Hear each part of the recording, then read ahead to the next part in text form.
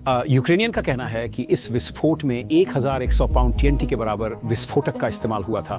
शांति वार्ता विफल होने के कुछ घंटों बाद हमला हुआ। रूस अपनी ओर से नए हमले कर रहा है। यह पुल यूक्रेन में रूसी सेना के लिए एक अहम रसद मार्ग है। राष्ट्रपति जेलेंस्की का कहना है कि रूस अब सोच समझकर यूक्रेनी नागरिकों को निशाना बना रहा है। ऑपरेशन स्पाइडर वेव के बाद रूस भयभीत है। पुतिन जानते हैं कि आगे भी हमले होंगे, इसीलिए वह हर ट्रक की जांच करवा रहे हैं। खैर, इससे मीलों लंबा ट्रैफिक जाम लग गया है और रूसी लोग इसकी शिकायत कर रहे हैं। मिडिल विलेज में किसी कारण एक सड़क बंद है। हम खेतों के बीच से गाड़ी चला रहे थे जहां काफी उछल कूद हो रही थी। हम पक्की सड़क पर वापस आ गए हैं। यहाँ वैनों का भारी ट्रैफिक जाम है जो कई किलोमीटर तक फैला हुआ है। ये एक बड़ी समस्या है। तो सोचिए, पुतिन के इरादे सही थे, बस उनकी सोच गलत थी। अगला हमला ट्रकों से नहीं बल्कि ड्रोन से हुआ, खासकर पानी के ड्रोन से। यही हुआ कुर्च पुल के साथ, जो रूस को रूसी कब्जे वाले क्रीमिया से जोड़ता है। ये रहा उसका क्लिप।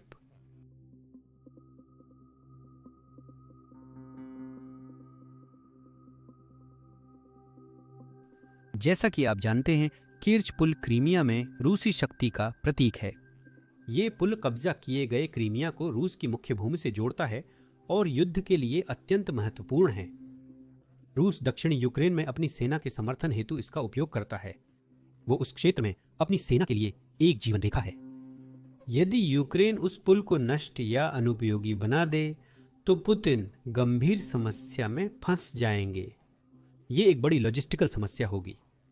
पुल के बिना रूस को क्रीमिया और दक्षिणी यूक्रेन में हथियार व सामान पहुंचाने में काफी कठिनाई होगी। उनकी सेना उस इलाके में ढह जाएगी। दूसरी ओर यूक्रेन द्वारा लगातार निशाना बनाया जाना दुनिया की दूसरी सबसे बड़ी और मजबूत कही जाने वाली सेना के लिए बड़ी सार्वजनिक शर्मिंदगी होगी। याद रखिए, यह हमला रूस में द्वितीय विश्व युद्ध के बाद सबसे बड़े हमले के सिर्फ 2 दिन बाद हुआ है। सबसे महत्वपूर्ण यह है कि पुल के बिना क्रीमिया यूक्रेनी हमलों के लिए सुभेद्य हो जाता है, जो पुतिन के लिए अस्वीकार्य है। अगर पुतिन क्रीमिया खो देते हैं तो रूस यह युद्ध हार जाएगा। आगे बढ़ने से पहले सब्सक्राइब बटन दबाकर ऐसी सभी भू राजनीतिक खबरों से जुड़े रहें। चलिए शुरू करते हैं। यही वजह है कि यह हमला इतना बड़ा मामला था और यह कुछ ऐसा था जिसकी पुतिन को बिल्कुल भी उम्मीद नहीं थी।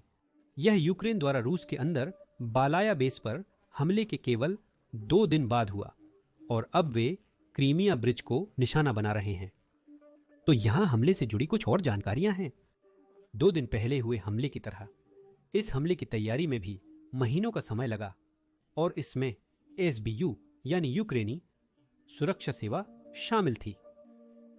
ओनेप्रेटिव्स ने सपोर्ट पिलर पर विस्फोटक लगाए और हम इसके बारे में अभी थोड़ी देर में बात करेंगे, क्योंकि यह बेहद महत्वपूर्ण है। यह हमला आज यूक्रेन समयानुसार सुबह 4:44 बजे हुआ, जब पहला डिवाइस फटा। वीडियो रिकॉर्डिंग के दौरान रूसी टेलीग्राम चैनलों से अपुष्ट रिपोर्ट्स मिली हैं कि शुरुआती विस्फोट के कई घंटे बाद भी और धमाके हुए। किसी प्रतिष्ठित संगठन ने अभी तक इसकी पुष्टि नहीं की है। जैसे ही अधिक जानकारी मिलेगी हम आपके साथ साझा करेंगे। रिपोर्ट के अनुसार समुद्र तल पर अंडर वाटर सपोर्ट्स को नुकसान हुआ था। धमाके की शक्ति लगभग 1100 किलोग्राम टीएनटी के समान थी। पुल की संरचना कमजोर हो गई है और वह गिरने के कगार पर है। अब यहाँ हमारे पास चैनल के पसंदीदा चकफर हैं जो बता रहे हैं कि यह हमला कैसे किया गया था।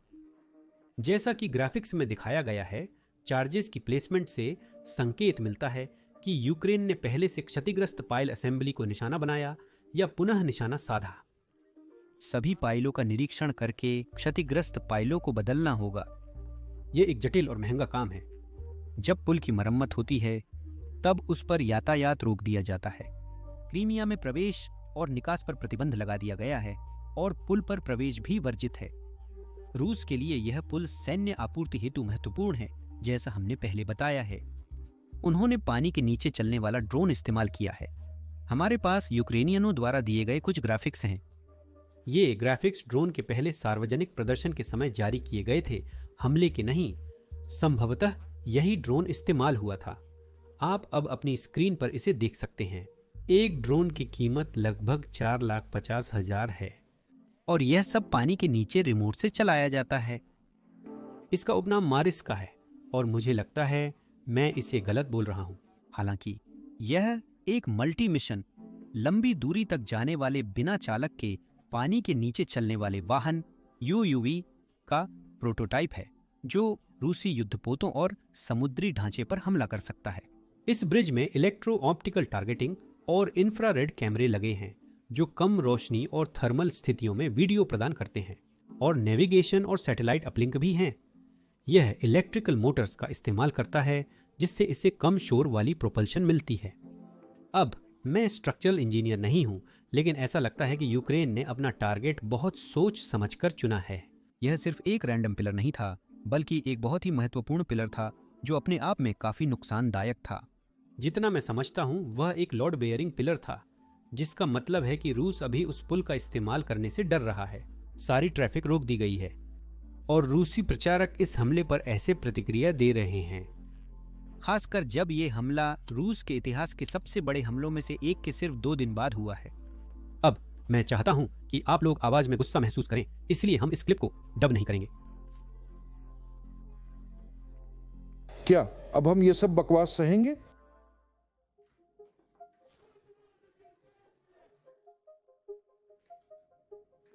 मेरी नसें पहले से ही छड़ी हुई हैं।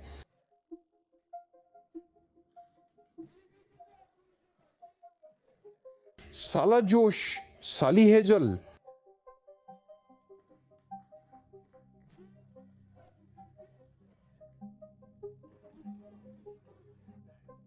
हमले के अलावा आप लोग वो क्लिप याद है जो मैंने वीडियो की शुरुआत में दिखाई थी, ये वाली क्लिप?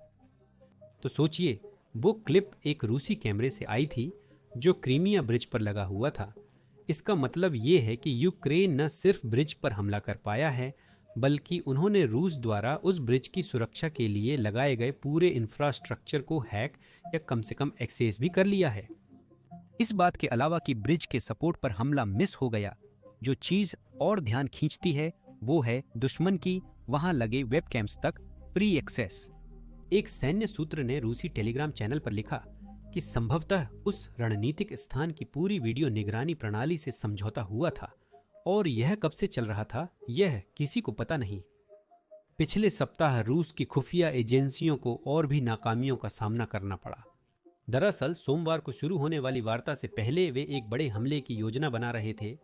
हम एक पल में उन बातचीतों पर चर्चा करेंगे, लेकिन उससे पहले मैं रूस द्वारा योजनित हमले के बारे में बताना चाहता हूं, जो यूक्रेनी हमले की वजह से विफल हो गया। ऑपरेशन स्पाइडर वेव जो सिर्फ 2 दिन पहले किया गया था। रूस ने यूक्रेन पर अब तक के सबसे बड़े क्रूज मिसाइल हमले की योजना बनाई थी, जिसे ऑपरेशन जूस लाइटिंग नाम दिया गया था।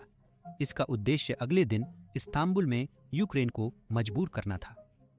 यूक्रेनी ड्रोन ने उड़ान भरने से कुछ घंटे पहले ही ईंधन भरे गए कई बमवर्षकों को नष्ट कर दिया। मैं यह भी बताना चाहता हूं कि यह जानकारी किसी यूक्रेन समर्थक स्रोत से नहीं आ रही है। यह जानकारी रूस समर्थक स्रोत से आ रही है, इसलिए वे शायद यह दिखाने के लिए प्रकाशित कर रहे थे कि यूक्रेन को आत्मसमर्पण कर देना चाहिए, क्योंकि वह रूस के खिलाफ नहीं लड़ सकता। तो सोचिए क्या हुआ। यूक्रेन ने रूस को इतनी बुरी तरह चौंका दिया कि यह ऑपरेशन कभी किया ही नहीं गया। यह जानकारी क्रेमलिन के नियंत्रण वाले चैनल सारग्राड द्वारा 31 मई को यूक्रेन के ऑपरेशन स्पाइडर वेब से एक दिन पहले प्रकाशित की गई थी। 1 जून को लेख हटा दिया गया, जब रूस ने 1/3 रणनीतिक बमवर्षक बेड़ा खो दिया और उस रात का रूसी ऑपरेशन रद्द हो गया। यूक्रेन पर सबसे बड़ा एयर लॉन्च्ड मिसाइल हमला 29 दिसंबर 2023 को हुआ था। उस दिन रूसी विमानों ने, जिनमें यूक्रेन द्वारा कल नष्ट किए गए बमवर्षक भी शामिल थे, कम से कम 108 A-2 ग्राउंड मिसाइलें दागीं, जिससे 58 लोग मारे गए और 160 से अधिक नागरिक घायल हुए। अगर रूस ने इस्तांबुल वार्ता से ठीक एक रात पहले यूक्रेन पर सबसे बड़ा मिसाइल हमला करने की योजना बनाई थी, तो ऑपरेशन स्पाइडर वेब द्वारा उड़ान भरने से कुछ घंटे पहले बमवर्षकों को नष्ट कर देना नागरिकों के बीच विनाशकारी जनहानि और यूक्रेन भर में बुनियादी ढांचे की अकल्पनीय तबाही को रोकने में सफल रहा। यह स्पष्ट है कि स्पाइडरवेब एक महान ऑपरेशन था, न केवल रूसी सैन्य क्षमताओं को नुकसान पहुंचाने के लिहाज से, बल्कि यूक्रेनी नागरिकों की जान बचाने के लिहाज से भी। और अब हमें इसे कैसे किया गया, इसकी अधिक जानकारी है। अब आप में से कुछ लोग शायद पहले से ही जानते होंगे, लेकिन राष्ट्रपति जेलेंस्की ने ऑपरेशन खत्म होने के तुरंत बाद कुछ जानकारियां साझा की थीं और उन्होंने बताया था कि यूक्रेनी पक्ष से ऑपरेशन में भाग लेने वाले लगभग सभी लोगों को ऑपरेशन शुरू होने से पहले ही रूस से सुरक्षित निकाल लिया गया था। और इसके अलावा पूरे ऑपरेशन की योजना एक ऐसी इमारत में बनाई गई थी जो फेडरल सिक्योरिटी सर्विस मुख्यालय के ठीक बगल में थी। यह स्पष्ट रूप से पुतिन के लिए एक बड़ा झटका है। आज हमें पता चला है कि यूक्रेनी ड्रोन ले जा रहे ट्रक रूसी एयरबेस के पास कैसे पहुंचे। रूसी मीडिया ने यूक्रेनी ऑपरेशन का वर्णन किया है। जांचकर्ताओं ने उन ट्रक ड्राइवरों से पूछताछ की जिनके वाहनों का इस्तेमाल ड्रोन लॉन्च करने के लिए हुआ था। 55 वर्षीय अलेक्जेंडर जेस ने बताया कि ट्रक 37 वर्षीय आर्टियोम का था। कुछ समय पहले आर्टियोम को मुर्मांस्क के एक व्यापारी से शोलोम से कोला प्रायद्वीप तक 4 फ्रेम हाउस डिलीवर करने का ऑर्डर मिला था। अलेक्जेंडर ने सहमत कीमत पर माल लादा और रवाना हो गया। रास्ते में एक अज्ञात कॉलर ने उसे फोन पर निर्देश दिए कि कब रुकना है और कहां गाड़ी पार्क करनी है। उसका आखिरी पड़ाव मुर्मांस्क में एक सैन्य हवाई अड्डे के पास रोसनेफ्ट गैस स्टेशन था। ड्रोन वहीं से लॉन्च किए गए थे। एक अन्य ड्राइवर 61 वर्षीय आंद्रे एम ने भी ऐसी ही जानकारी दी, जो आर्टियोम के लिए काम करते हैं। वह इस क्षेत्र में फ्रेम हाउस ले जा रहे थे। लेकिन जब उन्होंने शोलोई में एक सड़क किनारे कैफे के पास अपनी ट्रक खड़ी की तो ड्रोन सीधे उनकी ट्रक से लॉन्च होने लगे। अन्य ड्राइवरों ने भी रज्जन्यान और इवानोवो क्षेत्र में यही पैटर्न बताया। सर्गेई ने बताया कि वह रजान में प्रवेश करते समय इस क्षेत्र से एक मॉड्यूलर घर ले जा रहे थे। उनके ट्रक की छत फट गई और ड्रोन बाहर उड़ गए। कल इवानोवो एयरबेस पर ड्रोन हमले में इस्तेमाल किए गए चौथे ट्रक को भी इसी क्षेत्र में लॉट किया गया था। ड्राइवर ने बताया कि वाहन आर्टियोम के नाम पर रजिस्टर्ड था। रिपोर्ट के मुताबिक जांचकर्ताओं ने आतंकवाद का केस दर्ज किया है। वे अब आर्टियोम की खोज में हैं, जो कथित तौर पर यूक्रेन का निवासी है। राष्ट्रपति जेलेंस्की ने 2 दिन पहले कहा था कि यूक्रेनी सुरक्षा सेवाओं से जुड़े सभी लोगों को रूस से सुरक्षित निकाल लिया गया है। रूसियों के पास देश के अंदर किसी को दोष देने के लिए कोई नहीं है, इसलिए वे संयुक्त राज्य अमेरिका को दोष दे रहे हैं। कई रूसी आलोचकों का कहना है कि रूस अमेरिका के बीच हुई न्यू स्टार्ट संधि के तहत दोनों देशों को अपने बॉम्बर जेट्स को सैटेलाइट की नज़र में खुले में पार्क करना अनिवार्य है, न कि सुरक्षित ढांचों में। वास्तव में यह पुतिन द्वारा अपनी विफलताओं के लिए अन्य देशों को दोषी ठहराने का एक और बहाना मात्र है। मैं ऐसा इसलिए कह रहा हूं क्योंकि रूसी प्रचारकों द्वारा दिया गया बहाना समझ में नहीं आता। कुछ लोग यूक्रेन पर रूसी बम वर्षकों के हमले की निंदा करते हुए दावा करते हैं कि न्यू स्टार्ट संधि के नियमों के अनुसार रूस को अपने बम वर्षकों को खुले में रखना था। यह बात 2 कारणों से गलत है। पहला, न्यू स्टार्ट संधि ऐसी मांग नहीं करती। पुतिन ने 2023 में न्यू स्टार्ट संधि के साथ रूसी अनुपालन को निलंबित कर दिया था। वे बहाने बनाते समय यह जांचने की परवाह नहीं करते कि वह वास्तविकता से मेल खाता है या नहीं। रूसी अपने बॉम्बर्स की सुरक्षा करने की कोशिश करते समय यह जांचने की परवाह नहीं करते कि वे वास्तव में सुरक्षित हैं या नहीं। वे ज्यादा विवरणों की परवाह नहीं करते और न ही वे हकीकत का सामना करना पसंद करते हैं, क्योंकि जब रूसी सेना यूक्रेनियों से लगातार मार खा रही है, उसी समय इस्तांबुल में रूसी वार्ताकार यूक्रेनी सशस्त्र बलों से पूरी तरह आत्मसमर्पण की मांग कर रहे हैं। यहां शांति झापन यानी रूस की मांगों का विवरण है, जो रूसी वार्ताकारों ने इस्तांबुल में हुई वार्ता के दौरान यूक्रेन के सामने रखी थी। उन मांगों में शामिल है कि यूक्रेनी सशस्त्र बल उन क्षेत्रों से पूरी तरह पीछे हट जाए जिन पर रूस दावा करता है। यह बताना जरूरी है कि इन क्षेत्रों में से कई पर रूस का पूरा कब्जा नहीं है, तो वे चाहते हैं कि यूक्रेन वे क्षेत्र भी छोड़ दे जिन्हें रूस ने पूरी तरह जीता भी नहीं है, जबकि रूस युद्ध में हार रहा है। दूसरी मांग है कि क्राइमिया और डोनबास को रूस का हिस्सा मानते हुए अंतर्राष्ट्रीय मान्यता दी जाए। चौथी मांग है यूक्रेन की तटस्थता। पांचवी मांग यूक्रेन में चुनाव कराना। छठी मांग मेरा ख्याल है यूक्रेनी सशस्त्र बलों की पुनः तैनाती पर प्रतिबंध सिवाय पीछे हटने की कार्रवाइयों के। छठी मांग यूक्रेन में परमाणु हथियारों की मेजबानी और तैनाती पर प्रतिबंध। सातवीं मांग पश्चिमी हथियारों और खुफिया जानकारी पर प्रतिबंध। आठवीं मांग सभी प्रतिबंधों को हटाना और नए प्रतिबंध लगाने से मना करना। और आखिरी मांग संघर्ष के दौरान हुए नुकसान से संबंधित आपसी दावों को माफ करना। जैसा कि आप लोग इन मांगों से समझ सकते हैं, यह किसी भी तरह से शांति का झापन नहीं है। रूस चाहता है कि यूक्रेन आत्मसमर्पण कर दे, जबकि रूस यूक्रेन को हरा नहीं सकता। यहीं पर मैं आपको पूर्व राष्ट्रपति रोनाल्ड रीगन द्वारा सोवियत संघ के खिलाफ दिए गए एक महान भाषण की याद दिलाना चाहता हूं। शांति और युद्ध के बीच कोई बहस नहीं है। शांति पाने का एकमात्र निश्चित तरीका आत्मसमर्पण है। अन्य रास्तों में जोखिम होता है, लेकिन इतिहास सिखाता है कि सबसे बड़ा खतरा तुष्टीकरण में है, जिसका सामना हमारे उदारवादी मित्र करने से इनकार करते हैं। उनकी समायोजन नीति तुष्टीकरण है, जो शांति और युद्ध के बीच विकल्प नहीं देती, केवल लड़ाई या आत्मसमर्पण का। अगर हम लगातार समायोजन करते रहे, पीछे हटते रहे, तो अंत में हमें अंतिम मांग का सामना करना होगा। और तब क्या होगा? निकिता क्रुश्चेव ने अपने लोगों से कहा है कि हम शीत युद्ध के दबाव में पीछे हट रहे हैं, और जब अंतिम अल्टीमेटम देने का समय आएगा तो हम स्वैच्छिक रूप से आत्मसमर्पण करेंगे, क्योंकि तब तक हम आध्यात्मिक, नैतिक और आर्थिक रूप से कमजोर हो जाएंगे। वह ऐसा मानता है क्योंकि हमारे समाज में किसी भी कीमत पर शांति की गुहार लगने लगी है। एक टिप्पणीकार के अनुसार लाल होना मरने से बेहतर है, या घुटनों के बल जीना पैरों पर मरने से अच्छा है। यहीं से युद्ध शुरू होता है, क्योंकि वे आवाजें हम बाकी लोगों की ओर से नहीं बोलती। हम जानते हैं कि जीवन इतना अनमोल और शांति इतनी मधुर है कि उसे गुलामी की कीमत पर नहीं खरीदा जा सकता। अगर जीवन में मरने लायक कुछ भी नहीं है, तो यह कब शुरू हुआ? क्या सिर्फ इस दुश्मन के सामने? या मूसा को इस्राएली लोगों से कहना चाहिए था कि वे मिस्र में गुलामी का जीवन जीते रहे? क्या मसीह को क्रूस को ठुकरा देना चाहिए था? क्या कॉनकॉर्ड ब्रिज पर देशभक्तों को अपनी बंदूकें फेंककर गोली चलाने से इनकार कर देना चाहिए था, जिसकी गूंज पूरी दुनिया तक पहुंची? इतिहास के शहीद और हमारे सम्मानित मृतक, जिन्होंने नाजियों को रोकने के लिए अपने प्राण दिए, वे मूर्ख और व्यर्थ नहीं मरे। तो फिर शांति का रास्ता कहां है? खैर, इसका उत्तर सरल है।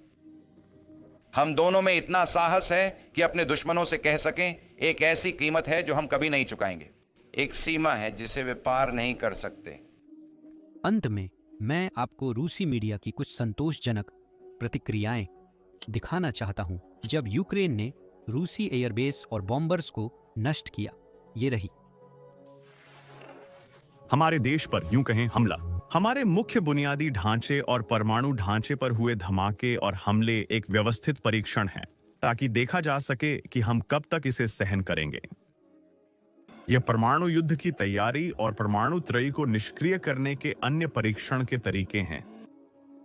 मैं इस बारे में काफी वक्त से चर्चा कर रहा हूं।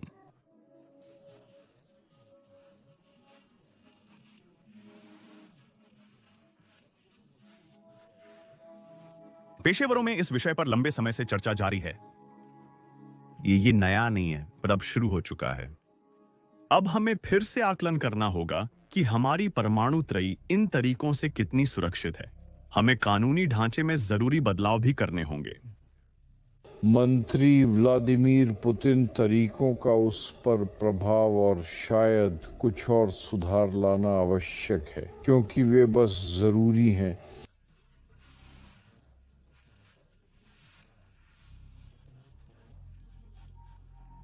पश्चिम के पास अधिक क्षमता होने के कारण अब हमें जवाबी प्रतिघात के बजाय निवारक हमलों पर ध्यान देना होगा, क्योंकि ऐसे साधनों के इस्तेमाल से हम शायद जवाबी प्रतिघात नहीं कर पाएंगे। इसे केवल निवारक रूप से पूर्ण विनाश से संतुलित किया जा सकता है। कोई और रास्ता नहीं है। और उनका पूरा क्षेत्र एक बफर जोन के रूप में पश्चिमी यूरोप का शेष क्षेत्र पर नियंत्रण रखना यही मैं कह सका हूं।